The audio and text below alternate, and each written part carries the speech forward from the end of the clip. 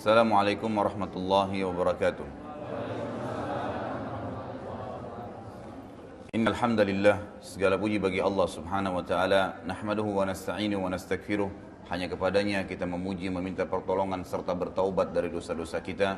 Wa na'udzu billahi min syururi anfusina, dan hanya kepada Allah pula kita meminta agar dijauhkan dari keburukan-keburukan diri kita. Wa min sayyiati a'malina, serta dosa-dosa yang pernah kita lakukan. May yahdihillahu fala mudhillalah, barang siapa yang telah Allah berikan hidayah maka tidak akan pernah sesat selamanya. Wa may yudlil fala hadiyalah, dan barang siapa yang telah Allah sesatkan maka tidak akan mendapatkan petunjuk selamanya. Asyhadu an la ilaha illallah wahdahu la syarika lahu wa asyhadu anna Muhammadan abduhu wa rasuluh. Saya bersaksi tiada Tuhan yang berhak disembah kecuali Allah, dan Muhammad benar-benar hamba juga utusannya.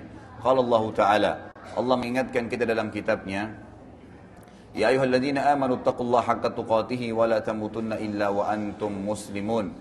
Hai sekalian orang-orang yang beriman, bertakwalah pada Allah, patuhlah pada Allah sesungguhnya Tuhan sebenar-benar patuh, dan janganlah sekali-kali kalian meninggal dunia kecuali dalam keadaan Islam. Di ayat yang kedua qala Allah azza wa jalla, ya ayyuhan nasu taqu rabbakumul ladzi khalaqakum min nafsin wahidah wa khalaqa minha zawjaha wa batha minhuma rijalan katsiran wa nisaa'a. Wattaqullaha alladzi tasaaluna bihi wal arham innallaha kana 'alaikum raqiba. Hai sekalian manusia, sekali lagi bertakwalah atau patuhlah pada Allah, satu-satunya Tuhan yang telah menciptakan kalian dari jiwa yang satu, yaitu Adam alaihissalam, dan telah menciptakan dari jiwa yang satu istrinya Hawa alaihissalam, dan telah banyak memberikan keturunan laki-laki juga perempuan dari keduanya. Sekali lagi bertakwalah pada Allah, hanya patuhlah kepada Allah dan jagalah hubungan silaturahim. Sesungguhnya Allah senantiasa mengawasi kalian. Di ayat yang ketiga, Ya ayyuhalladzina amanu taqullaha wa qulu qawlan sadida yuslih lakum a'malakum wa yaghfir lakum dhunubakum wa may yuti'illaha wa rasulahu faqad faza fawzan 'azima. Hai sekalian orang-orang yang beriman, bertakwalah pada Allah, patuhlah hanya kepada Allah, dan ucapkan kalimat yang benar. Niscaya Allah akan memperbaiki amal-amal perbuatan kalian, mengampuni dosa-dosa kalian. Barang siapa yang mentaati Allah dan Rasulnya, maka dia telah mendapatkan kemenangan yang besar. Amma ba'd fa inna asdaqal hadithi kitabullah. Kita tahu sebenar-benar perkataan adalah kitabullah, Al-Quran. Wa khair hadi Muhammadin sallallahu alaihi wasallam, dan sebaik-baik petunjuk secara Al-Quran adalah petunjuk Nabi Muhammad sallallahu alaihi wasallam. Wa syarrul umuri muhdatsatuha, dan seburuk-buruk perbuatan yang tidak berlandaskan terutama dalam ibadah dari wahyu Allah, Al-Quran dan Sunnah. Fa inna kulla muhdatsin bid'ah. Semua yang tidak punya landasan wahyu dalam ibadah dikenal dengan perbuatan baru dalam Islam atau dalam agama. Wa inna kulla bid'atin dhalalah, dan perbuatan ibadah yang baru tidak berlandaskan wahyu bisa membawa pelakunya pada kesesatan. Wa dalam final dan kesesatan akan membawa pelakunya ke dalam api neraka. Bapak Ibu, ikhwah akhwat sekalian rahimani wa rahimakumullah. Sebagaimana kita sudah tahu bahwasanya pertemuan kita membahas tentang as-sirah an-nabawiyah. Dan pertemuan yang lalu kita sudah menyampaikan di muqaddimahnya apa manfaatnya mempelajari sirah, dan kita simpulkan di 5 poin besar. Saya sebutkan saja poin-poinnya. Yang pertama adalah ma'rifatun Nabi alaihi salatu wassalam, mengetahui tentang siapa itu Nabi Muhammad sallallahu alaihi wasallam, baik khalqiyah atau khuluqiyah, ya. Baik secara fisik seperti apa, dan juga secara akhlak seperti apa karakternya. Juga yang paling penting adalah bagaimana kita menyelami kehidupan Nabi alaihi salatu wassalam sehari-hari. Bagaimana dia di rumah tangganya, apa yang dia lakukan di rumahnya, bagaimana beliau bermuamalah dengan tetangganya. Karena selama ini kalau orang hanya mempelajari langsung to the point ke hadis, langsung to the point ke fikih, langsung ke inti-inti hukum syariat, maka kita tidak hanya mengetahui perintah dan larangan Nabi alaihissalam. Tapi dengan mempelajari sirah kita jadi tahu Nabi SAW keseharian buat apa sih. Seperti contohnya misalnya dalam hadis sahih riwayat At-Tabarani, Aisyah pernah ditanya oleh beberapa sahabat, apa yang Rasulullah SAW kerjakan di rumahnya? Maka beliau mengatakan, Aisyah radhiyallahu anha, Nabi SAW melakukan seperti salah seorang di antara laki-laki kalian di rumahnya, menjahit sepatunya atau sendalnya kalau putus atau rusak. Kemudian beliau membantu istri-istrinya dalam bekerja. Sampai Nabi SAW dalam riwayat lain pernah membantu Aisyah mencuci piring. Ada perilaku-perilaku yang Nabi SAW lakukan, perilaku biasa, manusia biasa. Yang kita bisa ambil pelajaran besar, bagaimana sebenarnya seorang muslim harus hidup. Tidak harus tegang. Semua itu berlalu seperti biasa. Ada saatnya kita beribadah, ada saatnya berurusan dengan urusan dunia. Dan ini tidak saya rincikan kembali karena sudah kita jabarkan pada pertemuan kita yang lalu. Yang kedua adalah ma'rifatus sahaba ridwanullahi alaihim, mengetahui tentang siapa itu para sahabat. Kenapa kisah Abu Bakar, Umar, Uthman, Ali, Talha, Zubair, Abdurrahman bin Auf dan banyak sahabat-sahabat yang dijamin masuk surga? Kenapa kisah mereka kekal dan Allah Subhanahu wa taala jaga sampai sekarang kita bisa membacanya agar kita mengambil pelajaran apa sih perilaku mereka keseharian, kan? Apa yang mereka lakukan pada saat pagi, siang, sore, malam hari, bagaimana tanggapan mereka terhadap ayat yang turun, bagaimana aplikasi syariat dalam kehidupan mereka, berumah tangga, bertetangga, berbisnis, apa saja. Semua itu adalah perilaku yang sebenarnya dinukilkan kepada kita agar kita mencontohi mereka dan bukan mustahil kita bersama-sama dengan mereka dijamin masuk surga. Poin yang ketiga adalah ma'rifatus sababun nuzul wa sababul wurud. Dengan belajar sirah nabawiyah kita akan mengetahui sebab turunnya ayat. Sebagaimana nanti kita akan masuk ke poin-poin dalam sirah kita, bagaimana ayat-ayat turun bersama dengan kejadian yang terjadi di zaman Nabi SAW dan sahabat ridwanullahi alaihim. Kemudian sababul wurud, sebab disebutkannya hadis. Ini juga sudah kita rincikan. Dan yang keempat adalah ma'rifatu ahwalul kuffar wal munafiqin. Mengetahui tentang perilaku dan keadaan orang-orang kafir serta orang munafik. Siapa itu orang kafir di mata Nabi SAW? Sehingga kita tidak sembarangan mengkafirkan orang. Sebagaimana banyak kelompok Islam sekarang main kafirkan sana, main kafirkan sini, sementara orang itu bersyahadat. Ya, sementara orang itu masih bersyahadat. Jadi tidak bisa sama sekali kita menuduh orang kafir kecuali seperti Nabi SAW telah menuduh mereka. Begitu pula juga dengan orang-orang munafik. Dan yang terakhir adalah poin kelima, manfaat mempelajari sirah, ma'rifatu haqiqatu dinul Islamul haq. Mempelajari tentang atau mengetahui nantinya kebenaran agama Islam. Karena kalau kita pelajari dari awal rentetan sejarah bagaimana Nabi SAW diumatkan jadi Nabi, bahkan sebelumnya dari beliau lahir, keadaan Jazirah Arab, bagaimana rentetan turunnya ayat-ayat Al-Quran bertahap, sampai turunnya ayat-ayat dari Makkiyah, kemudian pindah ke Madaniyah atau di Madinah, sampai Nabi SAW meninggal dunia. Nanti akan kita lihat dengan mempelajari sirah ini, bagaimana terbentuk pribadi kita dan meyakini dengan keyakinan bahwasanya Islam itu agama yang benar. Dan kita tidak akan ragu untuk menganutnya. Memang ini agama yang turun melalui proses wahyu, Jibril turun menemui Nabi Muhammad SAW, dan banyak sekali sahabat yang beriman kepada Nabi SAW. Baik, hari ini insya Allah kita akan masuk ke masalah lebih mendalam. Sebenarnya, Bapak Ibu sekalian, kita sebenarnya bisa membahas langsung dari lahirnya Nabi SAW. Tapi saya sudah menyusun sebuah tema yang saya tidak ingin membahas dulu langsung dari lahirnya Nabi SAW, karena itu umum dibahas oleh banyak ustadz kita. Tapi saya ingin coba tarik kita jauh ke belakang dulu. Salah satu kakek Nabi SAW adalah Nabi Ibrahim dan Nabi Ismail alaihimussalam. Maka kita akan mulai dari kisah mereka, sehingga kita tahu di bagaimana keadaan atau siapa ya jalur keturunan Nabi SAW dan bagaimana keadaan orang-orang Arab sebelum Nabi SAW diutus. Maka akan ada poin-poin penting yang dibahas adalah kisahnya air Zam-Zam, substansial judulnya, dan pembangunan Ka'bah. Dan pembangunan Ka'bah serta di dalamnya tentu ada berurusan dengan perintah tentang haji kan gitu. Dan itu insya Allah akan kita jabarkan nanti. Ini poinnya. Kalau saya lihat mungkin ini yang kita selesaikan pada hari ini. Tidak tahu kalau Allah kasih taufik bisa menyelesaikan lanjutan poin setelahnya itu bagaimana masuknya agama Samawiyah, Yahudi dan Nasrani di Jazirah Arab. Jadi nanti kalau ada yang bertanya, kok bisa ada orang Arab Yahudi ya? Kok bisa menganut agama Yahudi maksud saya? Bagaimana bisa ada orang Arab yang Nasrani? Ada kisahnya tersendiri. Bagaimana agama ya properties ini atau agama Samawi ini bisa masuk di Jazirah Arab sebelum Nabi SAW diutus. Sebelum Nabi SAW diutus, ini sangat penting untuk diketahui karena rentetannya banyak sekali dengan ayat dan hadis Nabi SAW.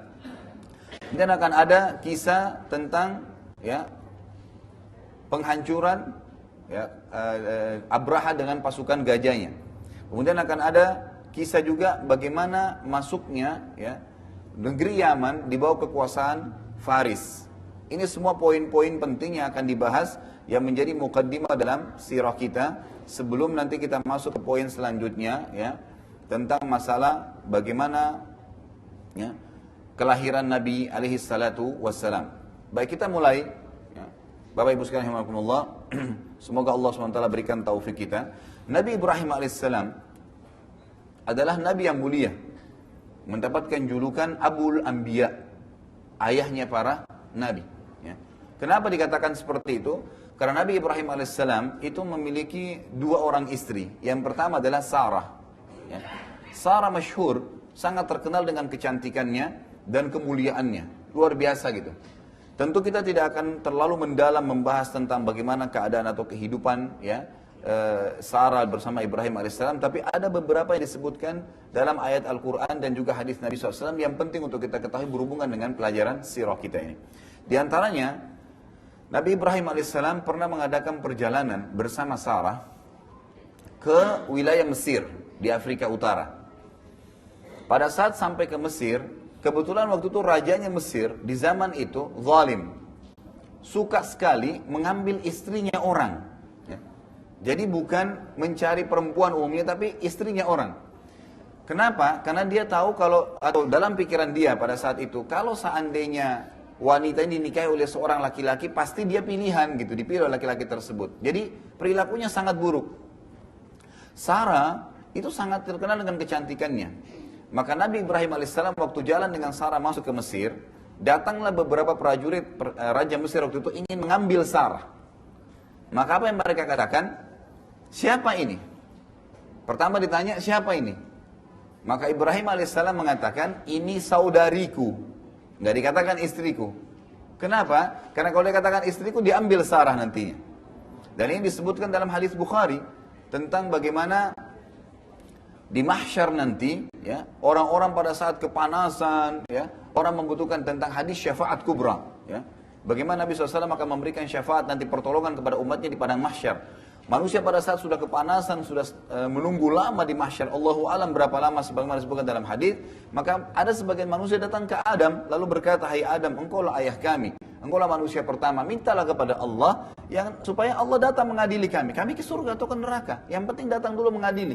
Karena di mahsyar sangat panas dan luar biasa pemandangannya gitu. Orang kan ada yang terbalik wajahnya di bawah, ada yang dibangkitkan dengan a'azzakumullah bokongnya di atas dan beragam macam perilaku yang terjadi itu tidak kita bahas juga. Tapi yang jelas pointernya, mereka datang ke Adam, Adam mengatakan, hari ini Tuhanku telah murka, belum pernah murka sebelumnya seperti ini. Nafsi, nafsi, saya cuma bisa selamatkan diriku sendiri. Maka kalian cobalah pergi ke Idris. Datanglah kepada Idris AS. Lalu Idris juga mengatakan hal yang sama. Intisarinya setiap nabi didatangi ya, oleh manusia-manusia sampai mereka tiba kepada Ibrahim AS. Lalu Nabi Ibrahim AS mengatakan, saya tidak berani karena hari ini Tuhanku telah marah, belum pernah marah sebelumnya seperti ini. Dan tidak akan marah sesudahnya seperti ini. Lalu beliau mengatakan, saya telah melakukan perbuatan salah. Apa itu perbuatan salah Nabi Ibrahim AS? Disebutkan dalam riwayat ini. Saya pernah berbohong. Apa bohongnya?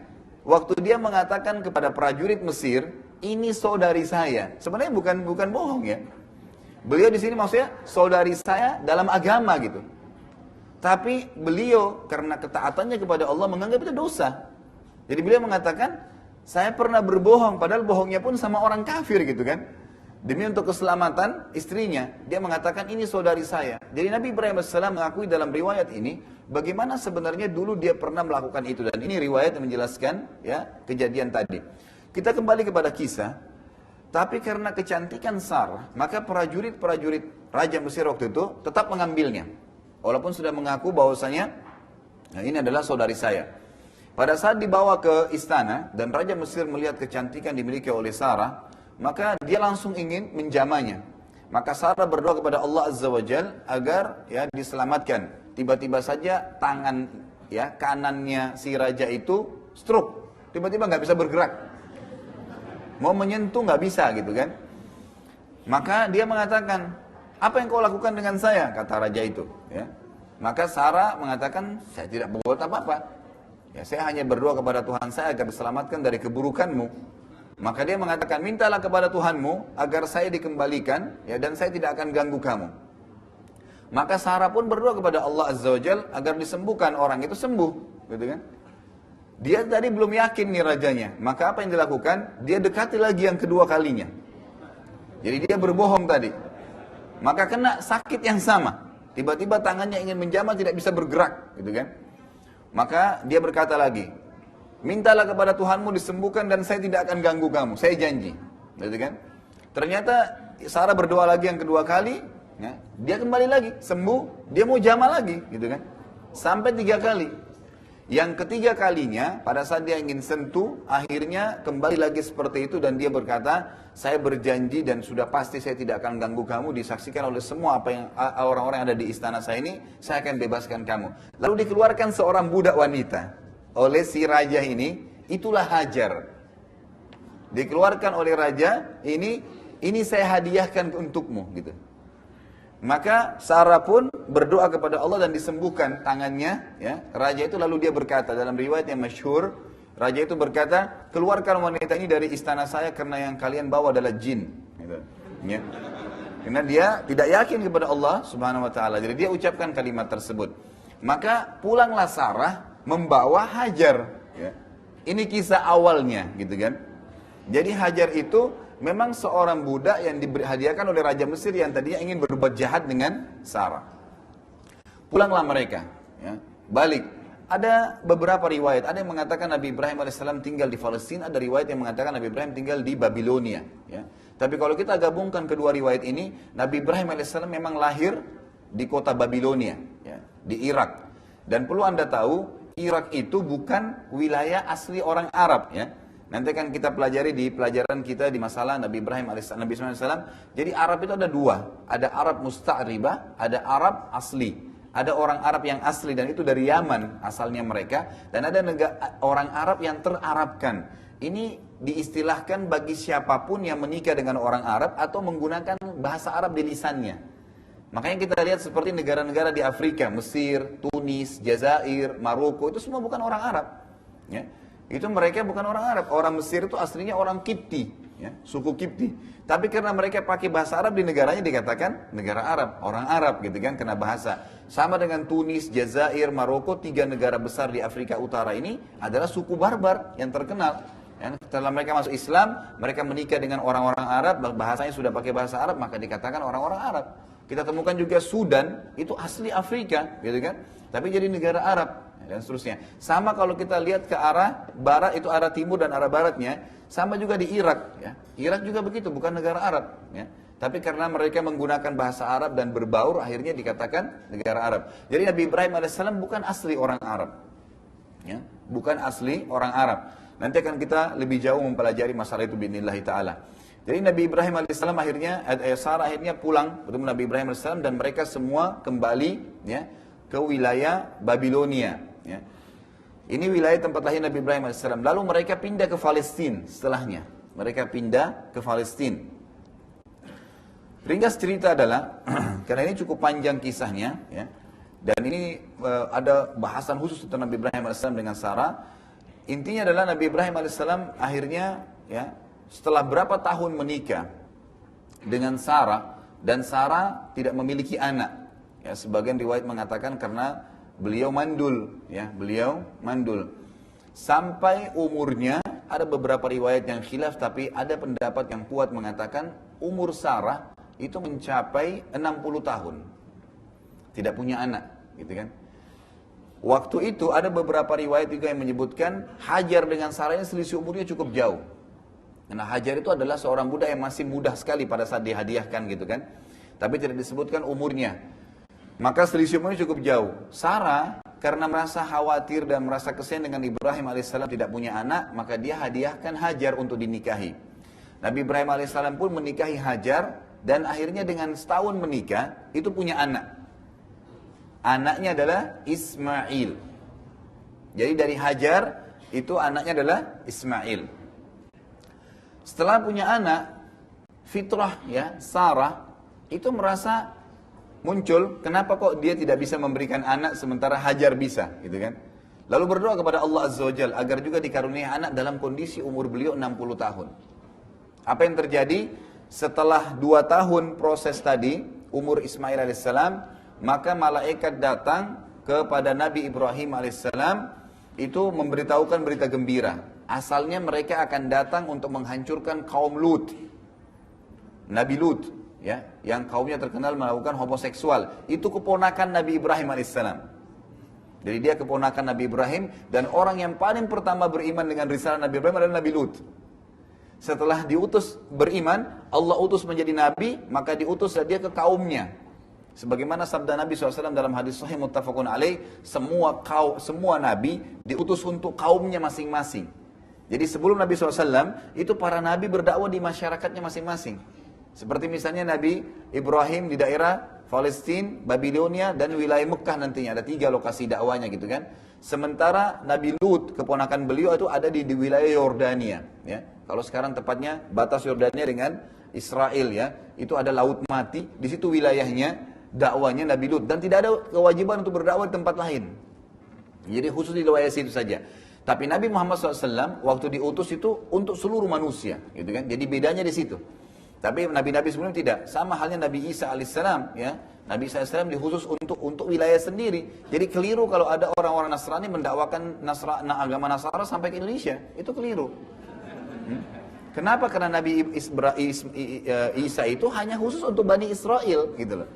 Jadi dia bukan untuk kemana-mana didakwai gitu. Kalau Nabi SAW tidak. Wa ma arsalnaka illa rahmatan lil alamin gitu kan. Kami gak utus kamu kecuali untuk seluruh alam semesta. Gitu kan? Jadi jelas sekali. Dalam sebuah hadis sahih kata Nabi SAW, innama bu'ithu ilal ahmari wal aswad. Saya diutus untuk golongan merah dan golongan hitam. Artinya jin dan manusia. Gitu kan? Jadi tidak terkecuali. Baik. Akhirnya malaikat datang untuk menghancurkan kaum Lut yang waktu itu homoseksual dan sudah dakwah tidak mau terima. Tapi sebelum ke tempat kaum Lut, Nabi Lut alaihissalam, mereka mampir dulu di rumahnya Nabi Ibrahim alaihissalam. Malaikat ini yang diutus oleh Allah Subhanahu wa taala. Dengan tujuan apa?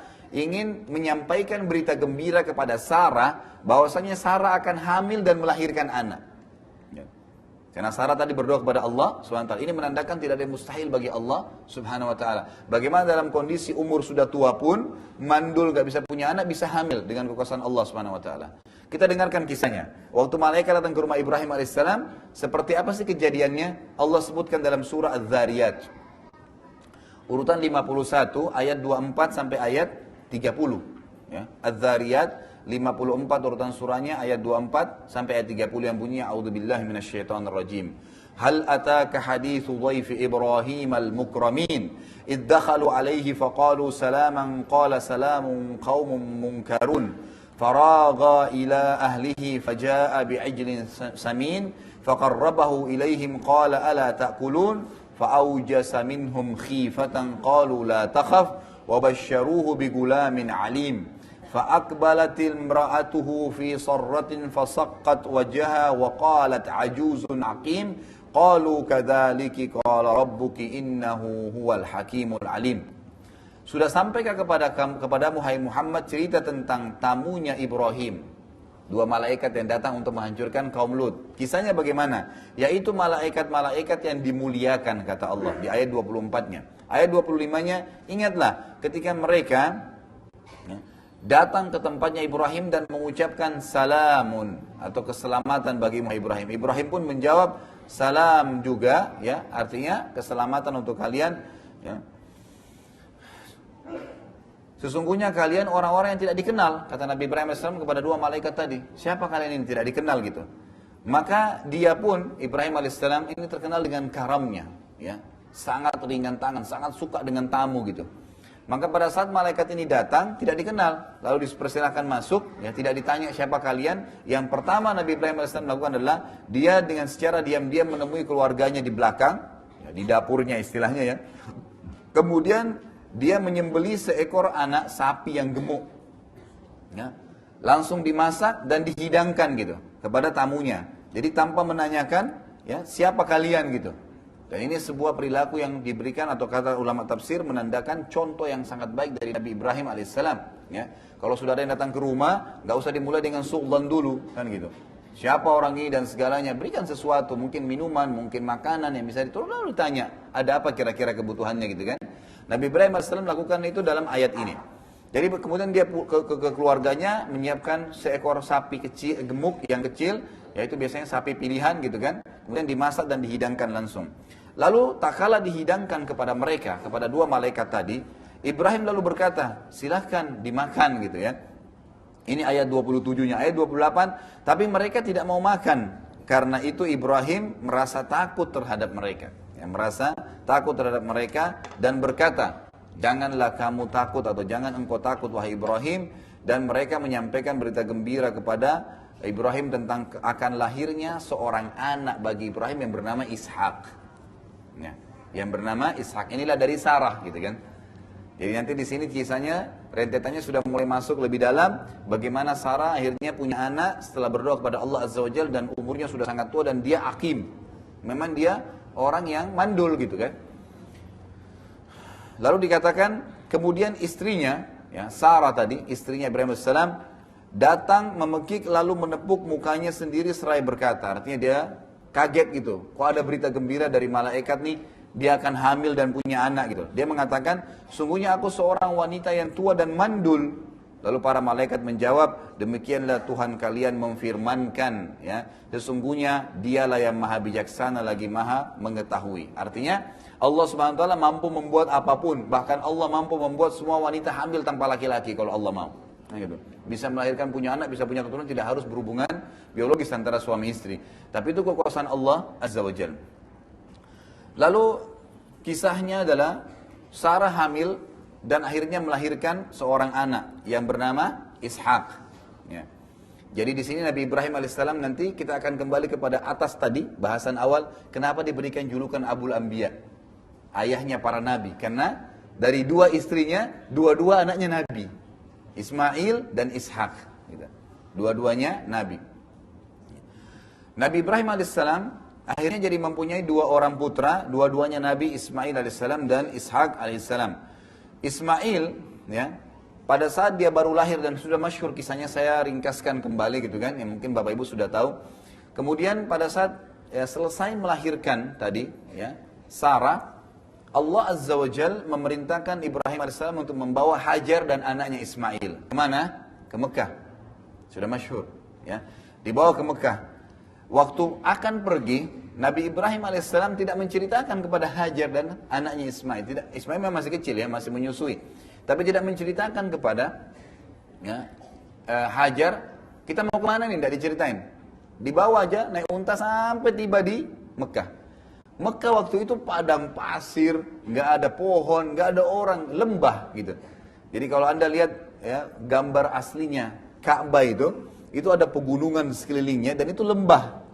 Makanya hikmahnya di sana tidak pernah hujan. Satu kali hujan banjir pasti. Karena memang lembah. Ya itu lembah. Jadi kalau turun hujan dari gunung itu pasti ngumpuk semua di Ka'bah itu. Seperti kejadian beberapa tahun yang lalu, ya. Mungkin masih ada fotonya itu sampai di pintu Ka'bah banjirnya gitu kan. Itu mungkin tahun 60-an ya terjadi di Mekah dulu. Itu karena memang tidak pernah hujan, dengan hikmah Allah SWT. Pada saat hujan pun maka terjadi banjir. Waktu itu tidak ada pohon, tidak ada makanan, tidak ada orang, nggak ada kehidupan gitu. Padang pasir, ya, lembah. Tetapi sebagian ulama mengatakan memang asalnya, ya, Ka'bah itu asasnya sudah ada. Asasnya sudah ada. Dan pernah Ka'bah itu dibangun oleh Adam alaihissalam dengan Syith, anaknya. Atau anak Nabi Adam namanya bernama Syith, ya. Mungkin yang Bapak Ibu kenal Qabil dan Habil kan gitu. Tapi ada lagi yang satu namanya Syith, dan Nabi Adam alaihissalam punya banyak anak. Syith ini anak yang sangat saleh, tapi dia tidak diangkat menjadi nabi. Khilaf di antara ulama, tapi dikatakan tidak diangkat menjadi nabi karena sudah disepakati 10 abad, ya. Dari zaman Nabi Adam alaihissalam itu tidak ada syirik. Tidak dibutuhkan nabi. Gitu kan? Nanti setelah adanya kesyirikan barulah Allah Subhanahu wa taala mengutus Idris alaihissalam, gitu kan? Jadi konseptualnya di sini jelas. Lalu Ismail alaihissalam dibawalah Hajar dengan ibunya Hajar oleh Ibrahim alaihissalam ditaruh. Pada saat tiba di lembah itu lalu diletakkan langsung, ditaruh aja. Silakan turun di sini. Hajar bingung. Berkata dalam riwayat Sahih, "Hai Ibrahim, ya, apakah Anda meletakkan kami di lembah ini? Tidak ada kehidupan, tidak ada orang." Kemudian Nabi Ibrahim waktu turunnya itu langsung mau jalan gitu. Loh, ini nggak ada keterangan, nggak ada kejelasan, apa ini, kita mau buat apa di sini gitu. Ya. Lalu Nabi Ibrahim AS karena merasa sedih sebenarnya, ini kan perintah Allah cuma datang wahyunya apa? Antar istrimu dan anakmu Hajar dan Ismail ke Mekah, bas di lembah itu saja, selesai. Untuk apa di sana nggak jelas. Ditaruh aja di sini, pokoknya perintah Allah begitu, nanti datang perintah setelahnya. Maka Nabi Ibrahim AS pun lakukan saja, patuh, ya. Taruh istri dan anaknya, tidak dijelasin. Karena dia merasa sedih, dia nggak lihat kepada Hajar, terus membelakangi. Hajar mengikuti di belakang. "Hai Ibrahim, apakah engkau membiarkan kami di lembah ini?" Gitu kan, tidak ada kehidupan, tidak ada orang. Nabi Ibrahim tidak jawab sampai 3 kali bertanya. Akhirnya Hajar berkata, dan ini riwayat sahih menjelaskan bagaimana keimanan ya Hajar alaihissalam. Dia mengatakan, Allahu amaraka bihadza. Baik, kalau kau tidak bisa jawab Ibrahim, saya ingin tanya. Karena ini kan sudah tahu, Hajar tahu ini ada Nabi Allah. Apakah Allah yang menyuruh engkau melakukan ini? Maka Nabi Ibrahim AS menganggukkan kepalanya sambil menangis gitu, sedih ya Nabi Ibrahim AS waktu itu. Maka Hajar menjawab pertanyaan membesarkan jiwanya dan suaminya juga. Dia mengatakan, idzan la yudayyi'ana. Kalau begitu Allah tidak akan membiarkan kami. Kata-kata lan dalam bahasa Arab itu ada, bahasa Arab kan ada 3 ya. Ada la yang berarti tidak, ada lam dengan mim tidak pernah, dan ada lam dengan nun lan tidak pernah. Di sini dikatakan idzan la yudayyi'na, tidak akan pernah Allah menghilangkan kami, dengan keyakinan luar biasa. Maka Nabi Ibrahim pun alaihissalam mengikuti wahyu langsung pulang gitu. Hajar kisahnya sendirian nih sama Ismail. Dalam riwayat yang masyhur, dalam riwayat Bukhari, riwayat Muslim cukup banyak. Lalu akhirnya dia ya duduk di padang pasir, tidak ada sebuah pohon yang menaunginya, menyusui anaknya. Setelah beberapa saat dia merasa kekurangan, haus, panas gitu kan. Mau butuh air, mau kemana nih gitu. Maka dia pun keliling untuk mencari air, Tidak ditemukan di sekitar situ. Lalu akhirnya dia mendapati 2 bukit yang kita sudah tahu, Safa dan Marwah. Naiklah dia ke Safa, sebuah gunung yang besar, Marwah sebuah gunung yang besar. Tentu sekarang tidak terlalu kelihatan besar ya, karena sudah dikeramik. Dulu itu sangat tinggi gunung itu gitu kan. Ya. Jadi kalaupun sekarang kita juga dari dekat Ka'bah, dekat tawaf jalan itu sebenarnya sudah tinggal menukik tuh. Cuma sudah dikeramik jadi tidak terasa gitu kan. Dan perlu Anda tahu nanti kalau sa'i haji itu tidak perlu sampai ke atas ya. Makanya Bapak Ibu naik sampai ke atas itu nggak perlu. Yang penting sudah naik menanjak itu sudah cukup, sudah bisa memulai sa'inya. Baik, dia naik ke Safa. Kenapa tuhnya sampai naik ke Safa? Karena di padang pasir kalau tempat itu kering sekali, biasanya dan panas matahari itu sangat ya panas gitu kan. Nanti matahari itu bisa memantulkan cahaya air dari tempat lain. Tapi dia fata morgana, nggak ada gitu kan. Itu sering terjadi karena panasnya cuaca. Mungkin kalau di sini juga sangat panas cuaca. Kalau Bapak Ibu lagi perjalanan yang jauh gitu kan, coba lihat di kejauhan seperti ada genangan air, padahal sebenarnya tidak ada. Itu pantulan dari tempat lain gitu kan. Maka Hajar alaihissalam itu melihat dari Safa, seakan-akan di Gunung Marwah itu ada air. Enggak ada, mulailah dia sa'i tadi. Sa'i itu artinya berjalan. Ya, jadi istilah sa'i itu adalah berjalan gitu kan. Dia jalanlah turun gitu kan. Di tengah-tengah lembah yang ada lampu hijau 2, disuruh lari kecil. Tahu nggak kenapa disuruh lari? Jadi dari situ dulu itu udah mulai menukik ke Marwah. Untuk supaya bisa gampang naiknya ke atas, maka beliau lari gitu kan. Lari dulu supaya nanti naik ke atas Marwah itu bisa lebih gampang gitu. Naiklah ke Marwah, dilihat lagi ke arah Safa, seakan-akan ada air tapi tidak ada. Turun lagi dia ke Safa sampai 7 kali. Yang gitu. Apa yang terjadi yang paling besar yang kadang-kadang tidak disentuh secara imaniah oleh para ustadz kita, Bapak Ibu sekalian, adalah Hajar alaihissalam karena memang patuh kepada Allah dan mengikuti perintah suaminya tadi, lalu apapun yang dia kerjakan, termasuk ya sa'i tadi mencari air untuk Ismail, niatnya hanya sebagai seorang ibu saja. Karena dia tulus untuk itu, Allah jadikan selama orang sa'i sampai hari kiamat Hajar panen pahalanya. Ini dari sisi imaniah yang tidak disadari. Apa pelajaran paling besar? Bahwasanya ya, siapapun yang mengerjakan sesuatu karena Allah, berjalan ingin jenguk orang tuanya, menjenguk saudaranya yang sakit, membantu orang, setiap langkah itu bernilai pahala di sisi Allah SWT. Dan ada pasti bekasnya. Selama ketulusan itu ada. Di sini Hajar hanya sekedar mau cari air buat anaknya, nggak ada pikiran lain. Ya, tapi itu sesuatu perilaku yang baik. Dan tadi dia patuh dengan perintah Allah kepada suaminya dan dia dukung suaminya untuk itu, maka Allah SWT memudahkan. Selama orang sa'i, bayangkan nih, kalau orang sa'i, saya berapa kali pergi, kalau haji, kalau umroh, itu apalagi Ramadan, luar biasa. Jutaan orang di situ kan, berapa banyak tuh pahalanya gitu kan. Kalau Allah catatin satu sa'i, satu pahala saja per orang, kali sekian juta, kali setiap hari gitu kan. Sampai hari kiamat itu berapa banyak pahala yang dipanen oleh Hajar alaihissalam. Berarti bentuk ketaatan kepada Allah dan suami itu sesuatu yang luar biasa ya bagi seorang wanita. Baik, kita kembali ke poinnya. Setelah 7 kali dia berjalan, dia melihat, baru Hajar menyadari ternyata ya tidak ada air di sini gitu. Dan Ismail itu ditinggal sendiri, karena tempatnya Ismail cukup jauh dari situ. Ternyata waktu Hajar, karena sudah keletihan, capek mencari, tidak dapat, ada beberapa athar, tapi yang paling rajih sebenarnya Jibril alaihissalam datang. Datang tapi tidak lihat oleh Hajar, lalu mengebaskan sayapnya sehingga membuat tanah di padang pasir itu mengeluarkan air, mata air. Yang kita tahu dengan Zam-Zam, gitu kan? Ada riwayat lain yang mengatakan keluar Zam-Zam itu mata air dari bekas telapak kaki untanya Nabi Ibrahim alaihissalam, tapi ini marjuh, pendapat yang ya tidak terlalu kuat ya, lebih kuat tadi Jibril alaihissalam yang datang. Ada pendapat lain juga yang mengatakan bahwasanya keluar dari sentakan kaki Nabi Ismail pada saat menangis, gitu kan. Tapi yang paling kuat adalah Jibril alaihissalam datang. Jibril alaihissalam datang dan mengebaskan dengan sayapnya sehingga keluarlah mata air tersebut. Baik, ada pertanyaan kecil. Selama ini Bapak Ibu sekalian sudah tahu Zam-Zam itu namanya air ya. Tahu nggak apa artinya Zam-Zam? Ya.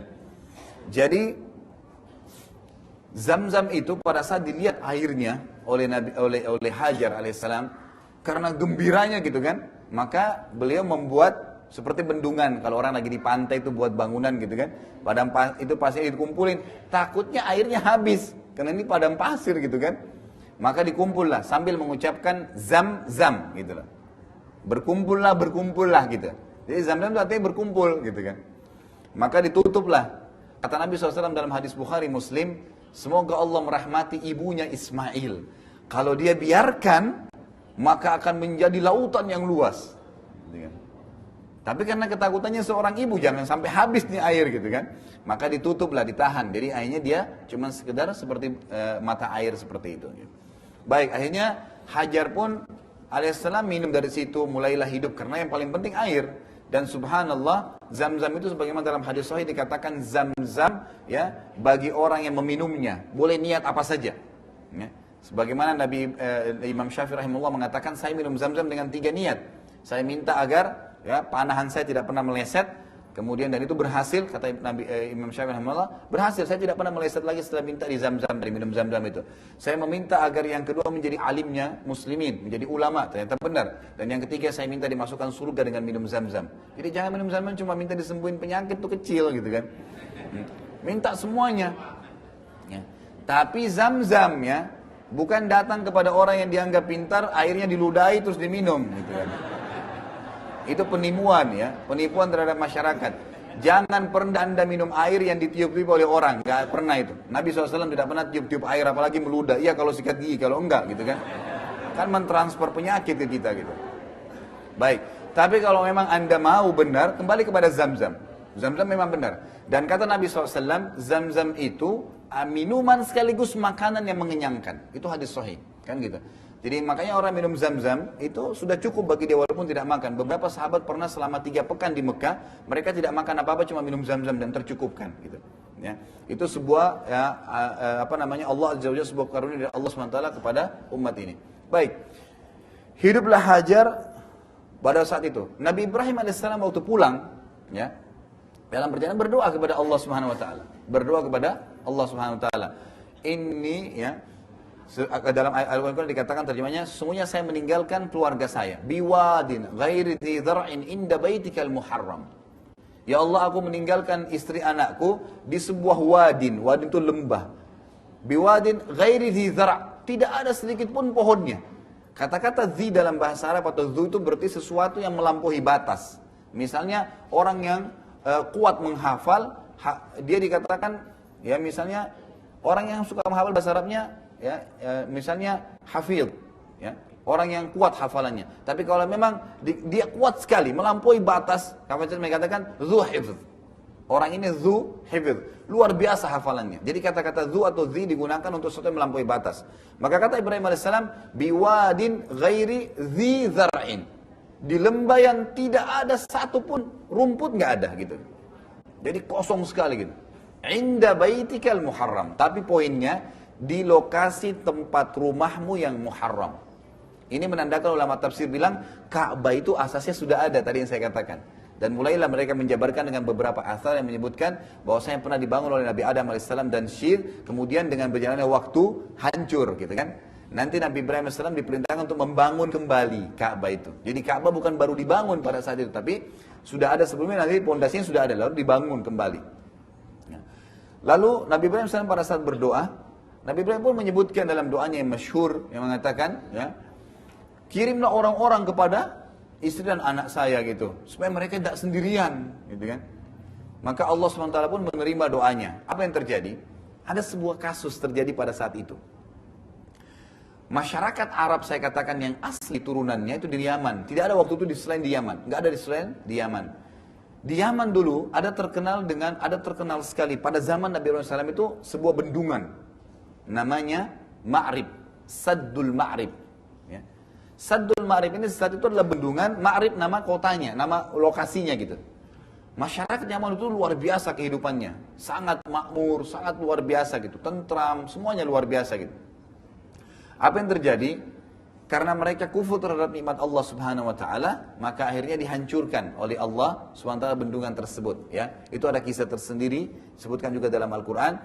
Pada saat hancur bendungan tersebut, orang-orang Arab ini nggak punya lagi sumber kehidupan. Mulailah suku-suku Arab asli ini keluar dari Yaman, gitu kan? Untuk mencari lokasi yang ada airnya. Karena nggak ada air, mereka nggak bisa hidup, ya.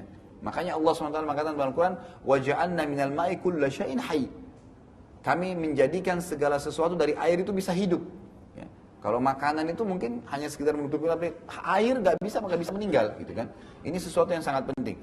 Maka Allah SWT menceritakan tentu dalam Al-Quran tentang kisah penghancuran atau hancurnya bendungan itu, ya. Dan kemudian lalu Allah SWT mengganti tadinya di sebelah bendungan itu, sebelah kanannya itu ada, sebelah timurnya itu ada pohon-pohon buah-buahan, sebelah baratnya itu pohon sayur-sayuran, ya. Jadi mereka kaya sekali, makmur sekali gitu. Keluarlah suku-suku Arab ini dari Yaman. Salah satu yang jadi saksi bahasan kita adalah satu suku besar bernama suku Jurhum. Suku Jurhum. Ini suku yang masyhur sekali, termasuk besar gitu. Suku Jurhum ini tujuannya mau ke negeri Syam, ya, mau ke negeri Syam. Tentu kalau Anda lihat peta Jazirah Arab itu berbentuk, ya, agak miring, kemudian ada sedikit lengkungan, ini Jazirah Arab, gitu kan. Kalau kita lihat, ya, Yaman itu berada di selatan Jazirah Arab, jadi Yaman lebih dekat dengan kita. Makanya Nabi SAW menjadikan, ya, miqatnya, tempat niatnya orang Asia Tenggara. Ya, kita ini sampai ke belakang gitu kan, itu Yalamlam namanya, di Yaman. Jadi kalau sudah dekat dengan Saudi gitu kan, biasanya disampaikan oleh pramugara atau pramugaranya, ini udah lewat di atas, ya, Yalamlam maksudnya, itu tempat mikot di Yaman. Karena Yaman lebih dekat, di selatan Jazirah Arab, di bagian bawahnya, kita di bagian selatan Jazirah Arab. Kemudian kalau kita naik lagi, di utaranya Jazirah Arab itu ada negeri Syam. Syam ini 4 negara sekarang, Yordania, Palestina, Lebanon, dan Syria. Ini punya rentetan sejarah yang sangat besar. Nanti akan sering kita sebutkan lokasi ini. Yaman, Jazirah Arab umumnya, kemudian negeri Syam. Baik, suku Jurhum waktu hancur bendungan tadi dari Yaman tujuannya mau ke negeri Syam. Karena Syam terkenal banyak laut, ada banyak sungai gitu kan. Kehidupannya bagus gitu. Ya, tidak ada masalah di sana. Pada saat mereka jalan, di tengah-tengah Jazirah Arab itu ada kota Mekah, ya, Madinah gitu kan. Mereka lewat agar mereka bisa hidup, ya, sampai ke negeri Syam. Itu di pinggiran, ya, di pinggiran Jazirah Arab itu ada Laut Merah, ya. Itu batas antara Asia dengan Afrika gitu kan. Jadi sekarang Saudi dengan Mesir, kan gitu. Itu ada Laut Merah, tempat di mana Firaun ditenggelamkan oleh Allah Azza wa Jalla. Lalu lewat dari situ agar mereka bisa hidup dari laut itu. Waktu Mekah ini kebetulan sangat dekat dengan Laut Merah itu. Kayak sekarang, itu kan Jeddah, kalau Anda pernah lihat ada lautan, itu Laut Merah. Kan gitu. Itu bagian dari Laut Merah. Jadi sebenarnya Mekah sangat dekat dengan laut, sekitar 60-70 kilo gitu kan. Maka mereka lewat, suku Jurhum ini lewat di sekitar situ. Tujuannya agar tetap bisa hidup sampai ke negeri Syam. Ngambil dari lautan tadi, ikannya dan segalanya gitu. Waktu mereka lewat di sekitar Mekah, mereka tahu tuh ada dikenal ini ada lembah nih di sini, tapi mereka nggak tahu ada apa di situ. Mereka dikagetkan karena melihat di atas lembah Mekah, Ka'bah itu ada burung yang berterbangan dan mengelilingi lokasi itu. Biasanya ini berarti ada air, biasanya begitu gitu. Maka pimpinannya mengatakan ini dari mana nih airnya? Tidak pernah ada seperti ini sebelumnya gitu kan? Kira-kira bagaimana nih? Apa yang coba utus orang deh, lihat. Kok bisa? Berarti ada air di sana. Datanglah 2 orang, gitu kan, dari suku Jurhum ini. Berhenti mereka istirahat terus datang ke sekitar lembah Mekah atau Ka'bah tadi. Mereka dikagetkan di sana ada Hajar dan Ismail hidup di sekitar mata air tadi, gitu kan? Ini langsung ya, sebelum ada bangunan-bangunan rumah gitu. Karena doanya Nabi Ibrahim AS tadi, tiba-tiba ini kejadian semua terjadi nih. Ya, gitu. Maka datanglah mereka. Pada saat mereka datang, karena mereka terkenal dengan zuhuluk, ya, akhlaknya yang mulia, mereka enggak merampas air itu, tapi mereka mengatakan, air ini adalah milik Anda, wahai Hajar, gitu kan? Kami suku ini keluar dari Yaman karena ceritanya seperti ini kronologisnya. Kami hanya minta satu, kami akan tinggal bersama Anda di sini, hidup dari mata air ini, dan kami akan bayar upeti. Kami akan bayar upeti. Maka Hajar salam setuju, datanglah suku tersebut, semua satu suku datang ke situ. Akhirnya mereka mulai membangun tuh rumah-rumah, mulai membangun perekonomian di Mekah. Itu awalnya kisah Mekah, dari lembah tidak ada apa-apa sampai masuk suku Jurhum ini, kemudian mulailah hidup dengan Hajar dan Ismail alaihissalam. Lalu mereka hiduplah dari air tersebut dan Hajar hidup lebih berkembang lagi karena ada upeti yang dibayar dari makanan, dari uang gitu kan. Hiduplah suasana di Mekah pada saat itu. Nabi Ismail alaihissalam berkembang nih. Nabi Ibrahim ini belum datang nih, belum pernah lihat. Ya. Ini karena Nabi Ibrahim alaihissalam itu nunggu wahyu. Ini kapan nih saya diperintahin untuk ke sana gitu kan? Karena semua berentetan dengan wahyu gitu kan. Ini seorang nabi. Sampai Nabi Ismail alaihissalam, itu menikah. Ya. Menikahnya dengan siapa? Anak kepala suku Jurhum. Anak kepala sukunya. Maka Nabi Ismail tadinya nggak bisa bahasa Arab jadi bahasa Arab. Karena memang dia bergabung dan menikah. Maka dari sinilah keluar istilah ada Arab asli, ada Arab musta'ribah. Ada Arab yang asli, ada Arab yang terarabkan. Termasuk Nabi Ismail AS. Karena menikah dengan orang Arab tadi, kemudian punya keturunan gitu kan. Nanti akhirnya keturunan Nabi Muhammad SAW. Di antaranya keturunan adalah Nabi Muhammad SAW. Menikahlah dengan anak kepala suku Jurhum gitu. Ada sebuah riwayat sahih yang menjelaskan, tapi ini tentu kita tidak sebutkan semua ya, karena cukup panjang kisah tentang masalah Ismail, bagaimana kehidupan di Mekah. Tapi ada poin-poin penting disebutkan. Di antaranya riwayat Bukhari, bahwasanya Nabi Ibrahim AS lalu dapat perintah untuk datang ke Mekah, menjenguk keluarganya, gitu kan? Pada saat datang ke Mekah, Nabi Ismail AS sudah menikah, gitu kan? Lalu dia datangi rumahnya, Nabi Ismail AS tentu petunjuk dari Allah SWT, memberikan salam kepada istrinya dari belakang, ya, di dalam rumahnya gitu kan. Lalu Nabi Ibrahim tanya, di mana suamimu Ismail? Dia mengatakan, suami saya lagi pergi. Saya tanya, bagaimana kehidupan kalian? Oh, kehidupan kami susah, begini, semua keluhan. Semua isinya adalah keluhan, bermasalah, begini, begitu, macam-macam gitu kan. Tapi tidak disebutkan, intinya adalah dia mempermasalahkan kehidupannya dengan Ismail. Selalu ada saja masalah gitu. Masalah ini tidak cukup, masalah ini tidak cukup semuanya. Lalu Nabi Ibrahim setelah mendengar mengatakan, sampaikan kepada suamimu Ismail, telah datang seseorang bernama Ibrahim. Dia tidak katakan ayahnya. Dan menitipkan pesan agar mengganti tiang rumahnya.